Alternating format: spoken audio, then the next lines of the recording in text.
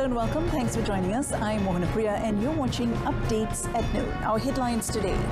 Public advised not to be complacent in transition to endemic phase. Over 1,000 foreign travellers are set to arrive in Malaysia today.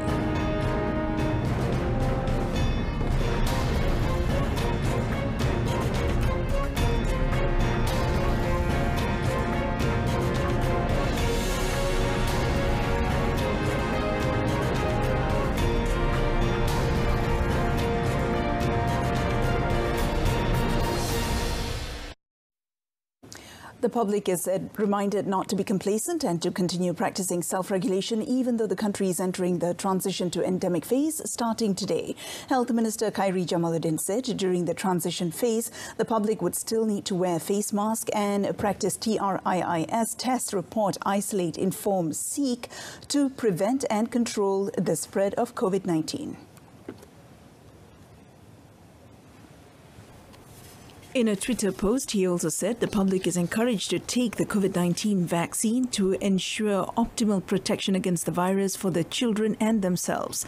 Earlier in March, Prime Minister Datuk Sri Ismail Sabri announced that the country will enter the transition into endemic as well as the reopening of national borders starting today. On another note, Khairi reminded that as of today, recipients of the Sinovac vaccine aged 18 years or older, as well as the elderly who have not received a booster dose, has officially lost their fully vaccinated status. However, the information on their 2 doses of the vaccine will still be retained in the MySejahtera application. More than 1,000 international tourists are expected to arrive in Malaysia on the first day of the country's transition to the endemic phase today. Minister of Tourism, Arts and Culture, Motak Datuk Sri Nancy Shukri said the arrivals will mostly be from Singapore via various international air and land entry points, with several preparations in place to welcome them. We are very excited about waiting for tomorrow to happen. Having said that, we are also preparing ourselves for any teething kinds of challenges for us. And I'm happy to hear that this morning we had our agency, our Tourism Malaysia, and also other ministries having their meetings to prepare. So it is not just MOTAC, but also the other ministries which are preparing themselves to welcome the tourists, to make sure that we are doing okay, with the SOP. She said this when met by reporters yesterday. On Wednesday, Datuk Sri Nancy said the number of visitors could even surpass the 2 million mark after international borders reopen. She added 2 million visitors and many more could be tourist arrivals from Singapore. At exactly 12 midnight, the Malaysia-Singapore border was reopened after being closed off for 2 years due to the COVID-19 pandemic. Various measures have been implemented to ensure a safe, smooth and secure reopening of the borders, including security controlled by the Royal Malaysia Police, PDRM. Long queuing lines were seen at the Woodlands checkpoint by both personnel and public transportation. Malaysians who were mostly working in the neighbouring republic became the first and earliest group to cross through the border, as shouts of "Welcome back" and "Selamat kembali" echoed along with fireworks being let off near the Johor Causeway.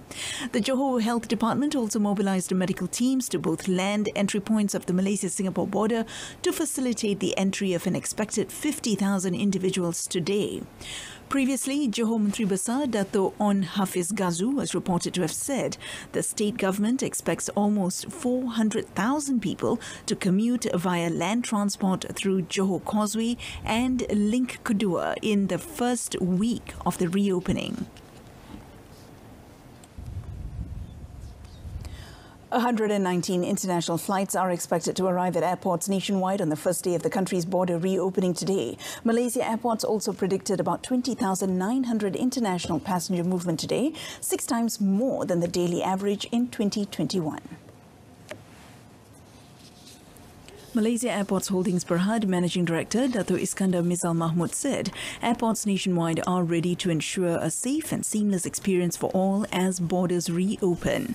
He added that government authorities have been working closely with airport stakeholders to make sure that health protocols and procedures at airports are simplified for passengers' convenience.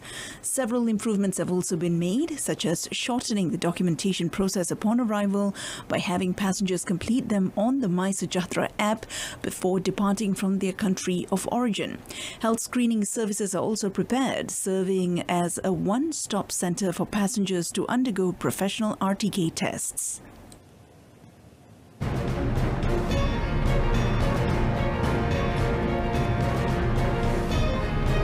EPF embracing ESG will benefit Malaysia's capital markets and people.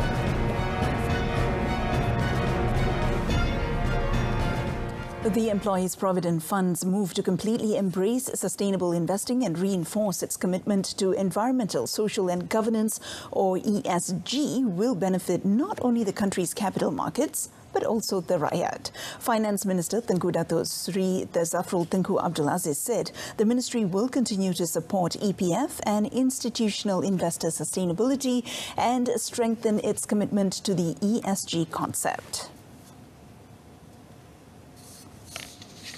Driven by its commitment to two overarching sustainable investment goals of ESG compliance by 2030 and a climate-neutral portfolio by 2050, the EPF Sustainable Investment Policy, Priority Issues Policy and Priority Sector Policies are all steps in the right direction towards achieving its sustainable investment ambitions. He said the pledge by all 16 of the EPF's external fund managers to incorporate ESG considerations into their investment decision-making and to promote the ESG agenda serve as a great starting point. However, while the strive is for higher standards by aligning policies with global standards or frameworks, its principles and approach must be tailored to national objectives, as well as local needs and requirements. Sellers are reminded not to take advantage of the implementation of the increased minimum wage of 1,500 ringgit effective this 1st May by increasing their goods prices. Domestic Trade and Consumer Affairs Minister Dato' Sri Alexander Nantalingi said the ministry will also be constantly monitoring to prevent this issue. He implored business owners to not take advantage of the minimum wage increase with the excuse that consumers have now a bigger income. This is because an increased income level would be made meaningless if the price of goods increased with it as well. On 19th March, Prime Minister Dato' Sri Ismail Sabri Yaakob announced the approval of the implementation of increasing the minimum wage in the country to 1,500 ringgit per month starting 1st May. Meanwhile, Dato' Sri Alexander Nantalingi informed that the implementation of programs such as the program Jualan Malaysia, campaign Beli Barangan Malaysia and program Jualan Keluarga Malaysia will still be continued to help the rakyat manage the rising cost of living. The government does not export the renewable energy it produces, but instead uses it to attract more investors to the country. According to Energy and Natural Resources Minister Dato' Sri Taqiyuddin Hassan, renewable energy is highly sought after by foreign investors, especially those actively applying green technology in their industrial operations or investments. Sekarang ni kita penggunaan TBB kita, tenaga boleh baru ni dalam 25%. Jadi kita nak capai 31% dalam tempoh 3 tahun lagi. 20-25. TBB ni, tenaga boleh baru ni, dia sama ada daripada hidro, daripada solar, daripada gas, daripada hidrogen, selain daripada arang batu dan juga diesel. Itu dipanggil tenaga boleh baru. Tenaga boleh baru ni lah yang menjadi rebutan kepada pelabur-pelabur luar negara. Oleh sebab itu kerajaan Malaysia kita tak ekspor. Kita tidak ekspor ke luar negara TBB kita. Solar kita, hidro kita tak ekspor. Sebab itulah yang menarik pelabur untuk datang ke negara kita. He said this after the opening ceremony of the Edra Malacca Power Plant EMPP yesterday, which was officiated by Malacca Chief Minister Datuk Sri Sulaiman Mat Ali. The EMPP is able to channel a total of 2,242 megawatts of electricity supply to the national grid system, thus placing Malacca in particular and Malaysia in general as the largest power station base in Southeast Asia. The Memorandum of Understanding regarding wages and protection of Indonesian domestic workers in Malaysia, MOU-PDI, will be signed by Malaysia and Indonesia. The MOU-PDI would help overcome several issues involving the foreign manpower sector, such as salary, e-wages system, and the welfare of foreign workers. According to Human Resources Minister Datuk Sri M. Saravanan, with the implementation of the MOU, the image of the country, which has been tarnished by allegations of forced labour and late salary payout, will be overcome. Di peringkat awal perbincangan dengan Indonesia dan di Jakarta, mereka kurang selesa untuk menghantar pekerja mereka kepada negara kita sebab pelbagai isu seperti gaji tidak dibayar, tempat tinggal tak selesa, mereka tidak diberikan perlindungan yang sewajar dan sebagainya. Dan hari ini kita telah menyediakan satu MOU yang konklusif di mana gaji, dari segi skop gaji, dari segi tempat tinggal, dari segi perlindungan keselamatan, jaringan keselamatan dan sebagainya. The MOU-PDI is expected to help the country overcome manpower shortages in some sectors. It will be signed by Datuk Sri Saravanan and the Manpower Minister of the Republic of Indonesia, Ida Fauzia, at Istana Merdeka, Jakarta. The signing will be witnessed by Prime Minister Datuk Sri Ismail Sabri Yaakob and Indonesian President Joko Widodo. Meanwhile, Prime Minister Datuk Sri Ismail Sabri Yaakob arrived in Jakarta, Indonesia earlier this morning for a brief working visit. The special aircraft carrying the Prime Minister landed at Soekarno-Hatta International Airport at 7 a.m. Indonesian time or about 8 a.m. Malaysian time. The Premier's arrival was welcomed by Human Resources Minister Datuk Sri M. Saravanan and his Indonesian counterpart, Minister of Manpower Ida Fauzia, as well as the Charge d'Affaires of the Malaysian Embassy in Indonesia, Adlan Muhammad Shafiq. He is scheduled to hold a bilateral meeting with Indonesian President Joko Widodo at Istana Merdeka, Jakarta. Both leaders will then witness the signing of a Memorandum of Understanding on the Employment and Protection of Indonesian Domestic Workers, MOU-PDI. After the signing ceremony, Datuk Sri Ismail Sabri and Jokowi, who are meeting for the second time in 5 months since November 2021, will hold a press conference before performing the Friday prayers at Istana Merdeka.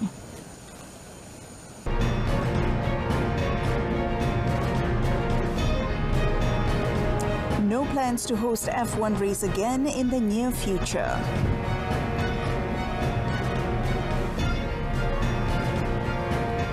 The Sepang International Circuit SIC has no plans to host the prestigious Formula 1 or F1 Grand Prix in the near future, despite interest from certain parties to have it on Malaysian soil again. Now, SIC Chief Executive Officer Azhan Sharif Manhanif said his team felt it was not the right time to host the F1 race again after taking into account the government's efforts in helping the people rebuild their lives following the COVID-19 pandemic. He said SIC also needed to consider several things, especially in terms of budget and support from various parties, if the motorsport promoter was offered the opportunity to organise the race in the future. At the moment, kita tak ada apa-apa perancangan. I think before this, I've also mentioned that kita belum dapat apa-apa tawaran lagi daripada Formula 1 untuk bawa Formula 1 kembali ke Malaysia. Tapi kita sekiranya tawaran tu diberi untuk SSC dipertimbangkan, kita kena tengok dari segi kita punya bajet, number one, daripada segi ekonomi. Government punya pertimbangan untuk membawa kembali Formula 1. He said this at a meeting with local media yesterday. However, Azhan Shafriman said if there was an offer from F1, the SIC would fully back efforts to bring the race back to Malaysia with support from the government and the private sector. Earlier, Youth and Sports Minister Datuk Sri Ahmad Faizal Azumu was reported to have said that the government welcomed the help of the private sector to contribute towards bringing back the F1 to the country. He said that efforts to bring back the race would cost over 200 million ringgit. The F1 was last held at the SIC in 2017, which was the 19th edition since it was first organized at the circuit in 1999. Why do we tell you stories? Relevant, New, efficient, accurate. reliable. We bring you extraordinary stories from around the world, from politicians, bankers, and even your favorite celebrities. This and many more on RTM's English News.